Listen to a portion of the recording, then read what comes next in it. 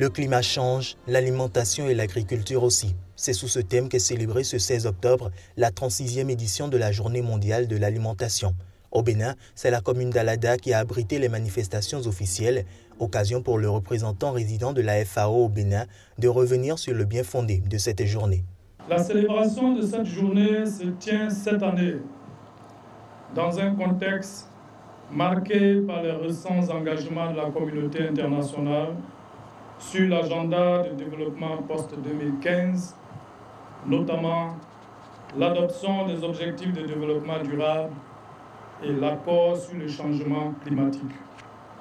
Cette journée constitue pour nous tous un moment privilégié pour nous interroger individuellement et collectivement sur la situation alimentaire et nutritionnelle dans nos familles, au sein de nos collectivités, dans notre pays et dans le monde en général. Pour Tiemokoyo, il s'agit d'analyser la façon dont l'alimentation et l'agriculture devraient évoluer pour faire face aux effets négatifs du changement climatique, des effets désastreux face auxquels le préfet de l'Atlantique propose une solution. Face à ces conséquences souvent désastreuses, s'impose une agriculture adaptée, c'est-à-dire à même de parer aux dangers, d'où la promotion des techniques telles que l'irrigation, les aménagements hydro-agricoles, les variétés adaptées, la conservation des fourrages, véritables palliatifs aux effets pervers de la sécheresse sur les cultures et les cheptels, sans occulter non plus la culture de décrue, qui permet de sauver la production agricole en période d'inondation, puisque si l'agriculture se porte bien, l'alimentation se portera bien aussi. Cette journée aura connu la remise de matériel agricole aux meilleurs groupements intervenant dans le secteur.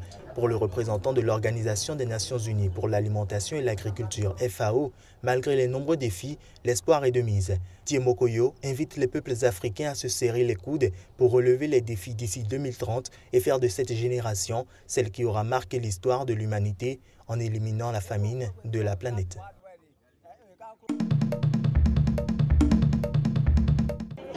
Nous remercions Dieu parce que nous ne pensions pas que nous serions en vie pour ce jour. Merci à Dieu. Ayant été enlevés, nous ne pensions pas que nous pourrions à nouveau danser comme nous l'avons fait aujourd'hui. Tout le monde sait ce que nous avons enduré. Nous remercions Dieu pour nous avoir permis de voir ce jour. Nous prions aussi Dieu pour que Boko Haram libère les autres filles pacifiquement. Ce sont ces premiers mots de personnes libres après plus de 2 années de captivité. Cette jeune femme fait partie des 21 lycéennes de Chibok récemment libérées par Boko Haram. Comme il fallait s'attendre, la première sortie officielle de l'ex-otage s'est déroulée dans une grande émotion, mais aussi dans la plus grande prudence. Il faut dire que cette première vague de libération est le fruit de longues et difficiles négociations entre Boko Haram et le gouvernement nigérian. Il y a beaucoup d'analyses imprudentes, de commentaires irréfléchis qui n'aident pas la situation. Nous avons encore plus de 120 autres enfants en captivité.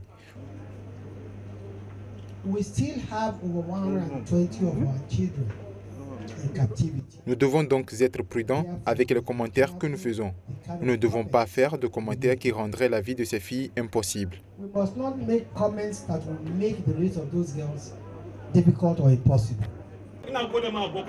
Je remercie Boko Haram.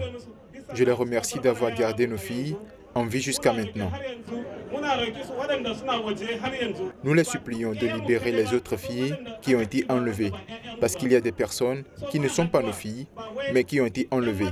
Je veux qu'ils les libèrent maintenant, afin qu'elles puissent retrouver leur famille. Ce n'est pas la première fois que l'État nigérian tente des discussions avec le groupe islamiste. Devant l'échec des précédentes tentatives, le Nigeria reste peu bavard sur les négociations en cours, malgré la pression des parents et des associations.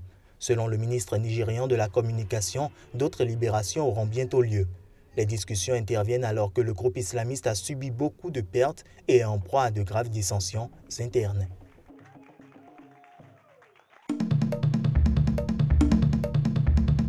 Plus de 9 millions de personnes en extrême détresse, avec 65 000 d'entre elles vivant dans une situation semblable à la famine dans la région du lac Tchad. C'est par cette déclaration devant la presse que le secrétaire général adjoint des Nations Unies, Toby Lanzer, a décrit la situation des victimes de Boko Haram réfugiées autour du lac Tchad. Une situation qu'il compare à la pire crise humanitaire que le monde ait connue. Le comité international de la Croix-Rouge qui intervient sur place interpelle la communauté internationale. Bien que ce soit une des plus vastes opérations humanitaires du CICR dans le monde, c'est une crise humanitaire oubliée quand les gens à l'extérieur du Niger ou à l'extérieur de la région du lac Tchad ne font pas attention comme il le faudrait à ce conflit et à ces personnes. L'insurrection de Boko Haram a fait plus de 20 000 morts et contraint plus de 2,6 millions d'habitants à fuir leur foyer dans le nord-est du Nigeria depuis 2009. Cette insurrection s'est étendue au Niger, au Tchad et au Cameroun.